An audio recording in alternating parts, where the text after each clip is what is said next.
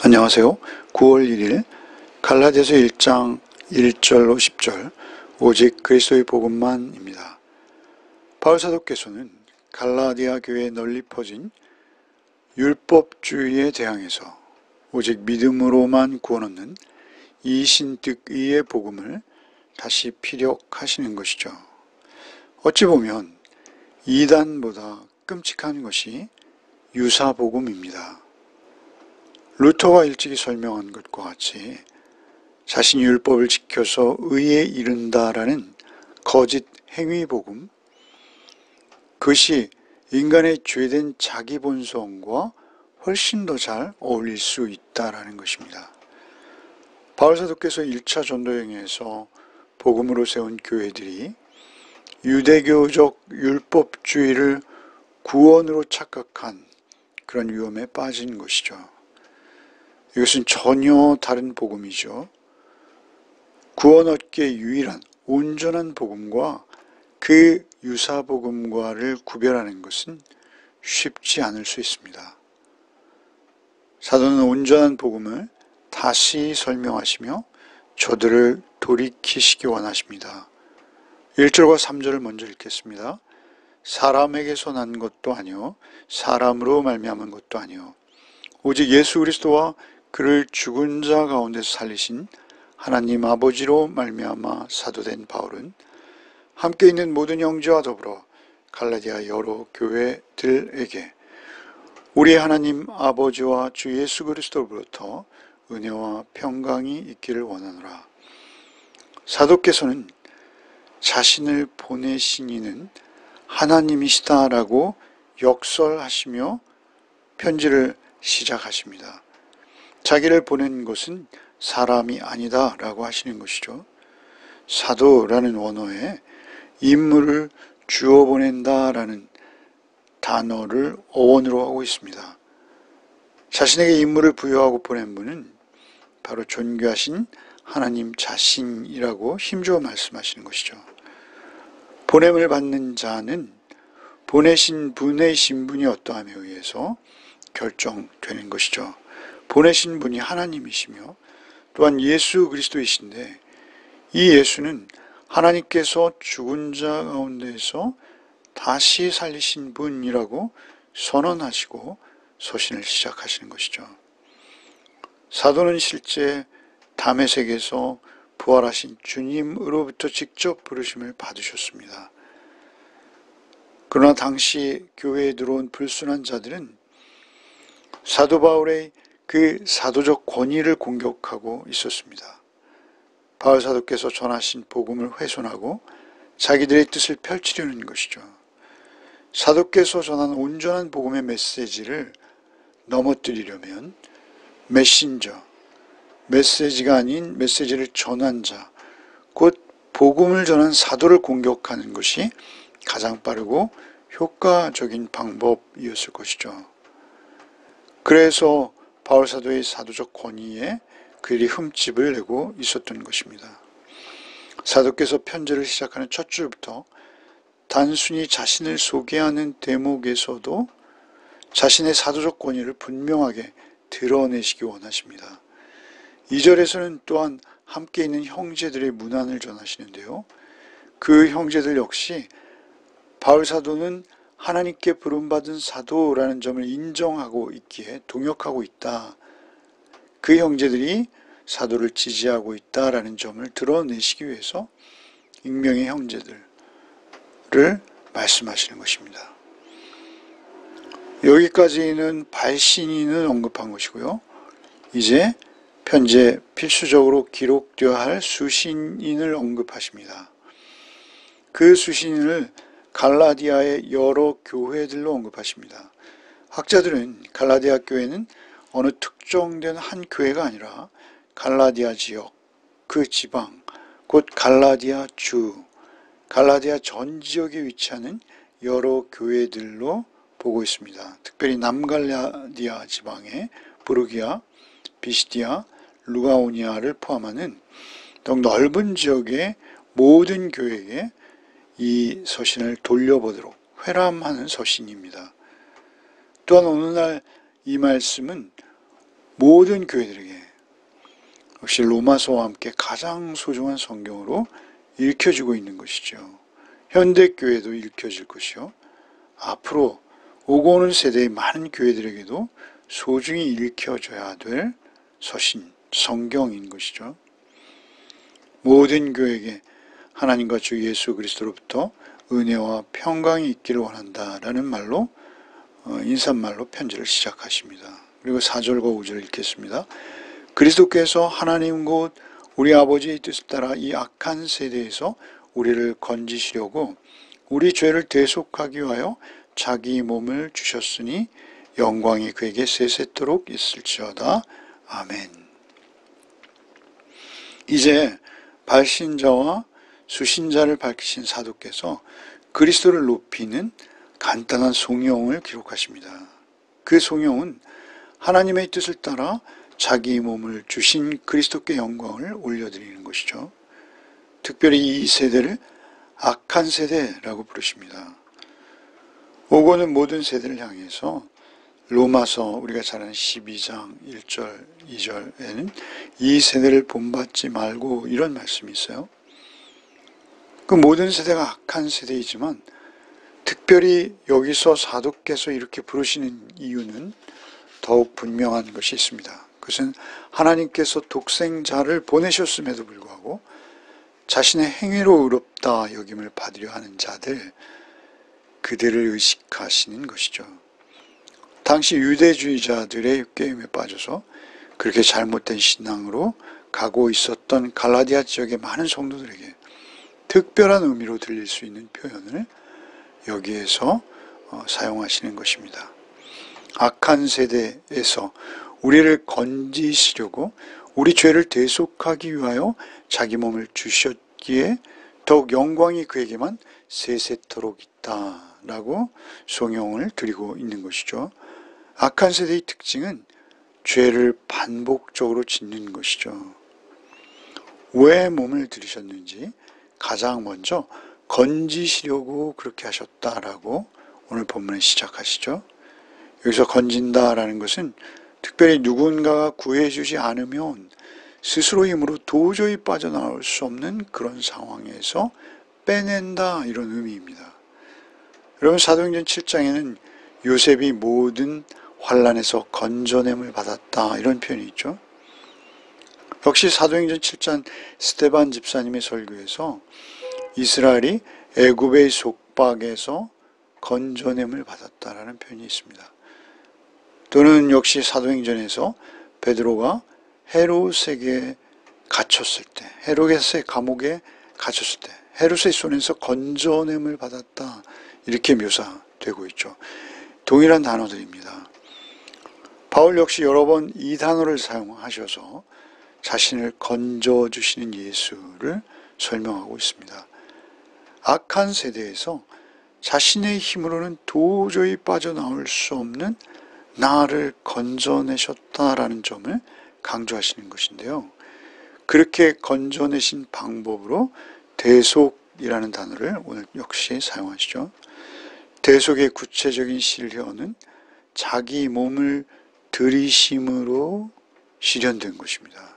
그러니까 자기 몸을 들이셨다라는 표현으로 대속이 수식을 받고 있는 것이죠. 대속을 위해 자기 몸을 들여 나를 그 깊어서 빠져나올 수 없는 그 사망의 음침한 수렁에서 건져내셨기에 세세토록 영원히 찬양받으실 만하다라고 송영을 올려드리고 있는 것이죠. 바울 사도께서 서신을 시작하시면서 이토록 복음을 설명하신 경우는 사실 갈라디아서뿐입니다.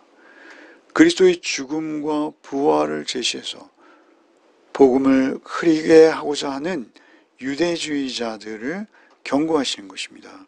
예수의 죽으심과 부활 외에 다른 어떤 것을 통해서 곧 율법을 섬긴다는 이유로 그리스도의 죽으심을 무시한다면 그러한 행위는 하나님을 배반한 것이다 라고 하시는 것이죠. 특별히 그것을 강조하시는 것입니다. 6절로 7절 말씀을 읽겠습니다. 그리스도의 은혜로 너희를 부르신 이를 이같이 속히 떠나 다른 복음을 따르는 것을 내가 이상하게 여기노라. 다른 복음은 없나니 다만 어떤 사람들이 너희를 교란하여 그리스도의 복음을 변하게 하려 함이라. 그리스도의 은혜, 곧 아무 대가 없이 거저 주시는 선물로서 너희를 대속하시고 구원하시고자 죽으신 그 은혜를 너희가 떠났다라고 말씀하시죠. 은혜의 복음으로 전에는 생각도 하지 못했던 전혀 새로운 세계를 경험했습니다. 그리고 또한 새로운 삶을 살게 되었죠. 그렇게 막 새로운 삶, 성령께서 인도하시는 새로운 그 벅찬 소망의 삶을 살아가던 그들이 도저히 이해할 수 없는 짧은 시간에 그 은혜의 복음에서 떠나버렸다. 너무도 이상하다라고 말씀하시는 것입니다. 거기에 전혀 다른 복음을 쫓는다는 것, 그 너무도 이상하다는 것이죠. 여기 다른 복음이라는 것은 그 질이 전혀 이질적인 그런 복음을 말씀하시는 것입니다.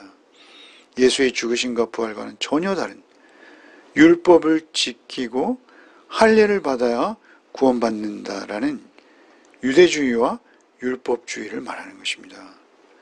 6절의 다른은 두 가지 중에 하나를 말하는 다른입니다.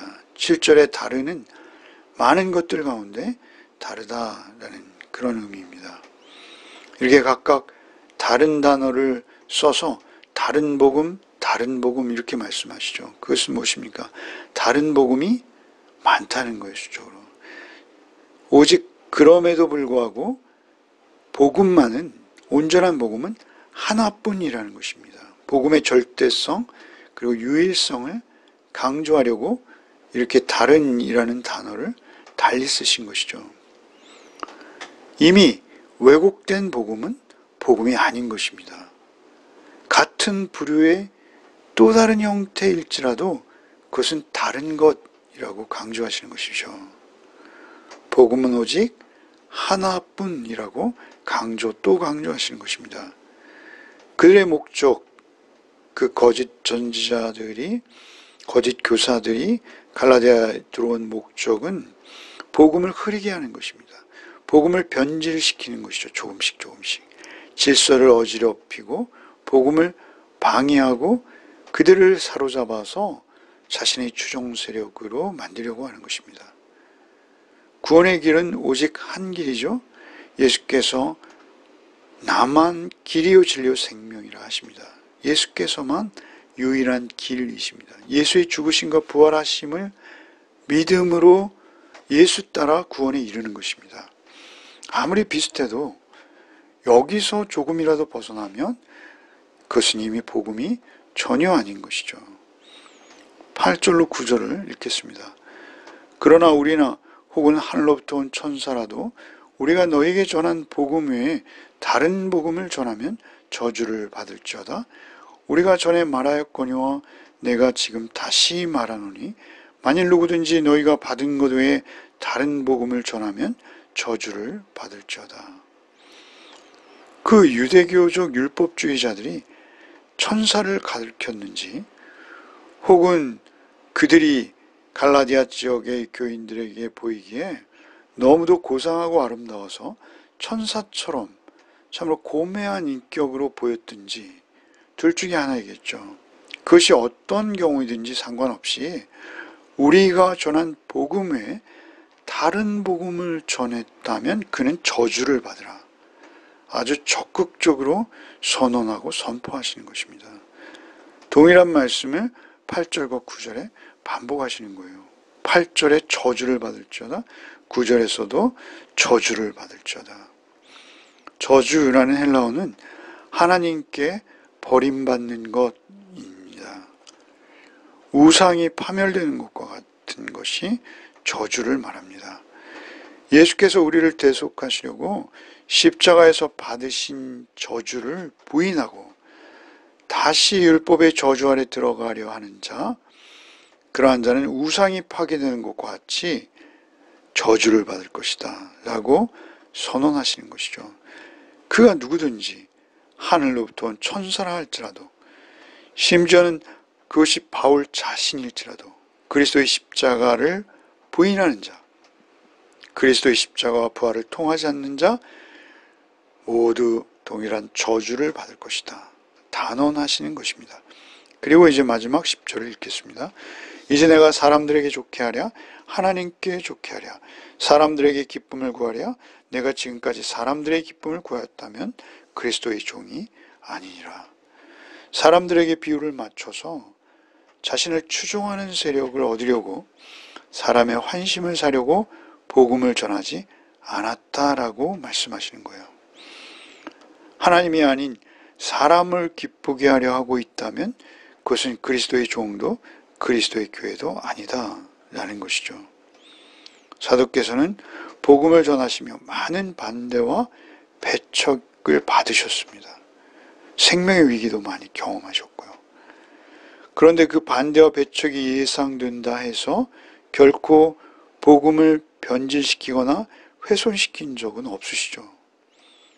오늘날 우리 교회, 특별히 우리 성도들, 어떤 수적인 부흥, 그것을 위해서 인간 편의를 위해서 온전한 복음이 아닌 변화된 복음, 그러한 복음을 우리가 전한다면 그것은 이단보다 더 악한 저주인 것이죠.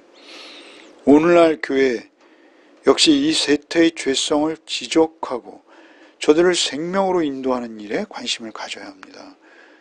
그리고 오히려 사람들을 편하게 해주려는 일, 그러한 일에 굴복해서는 안 되는 것이죠. 복음이 값싼 복음이 되지 않도록 온전한 복음을 전하는 나, 그리고 또한 교회가 되어야 하는 것이죠. 더불어 거짓 복음 또는 유사 복음이 틈타지 못하도록 우리의 삶이 복음을 살아내는 삶이 되어야 한다라는 것은 오늘의 본문을 통해서 우리가 얻을 수 있는 교훈입니다. 기도하겠습니다. 주님, 주께서 나를 위해 십자가 죽으시고 또한 부활하셔서 영원한 생명으로 인도하신 것, 그것을 잊지 않는 하루가 되게 해 주옵소서. 이 세태를 본받지 말게 하시고 오직 구원받은 주의 자녀답게, 주의 백성답게 또 하루를 살게 하여 주옵소서. 오늘도 오직 대속의 주님만을 모시고 내가 아닌 주로 인해 사는 하루가 되게 하여 주옵소서. 성령께서 오늘도 우리를 인도하시고 주님 홀로 영광 받아 주옵소서. 예수 그리스도의 이름 받들어 간절히 기도하옵나이다. 아멘.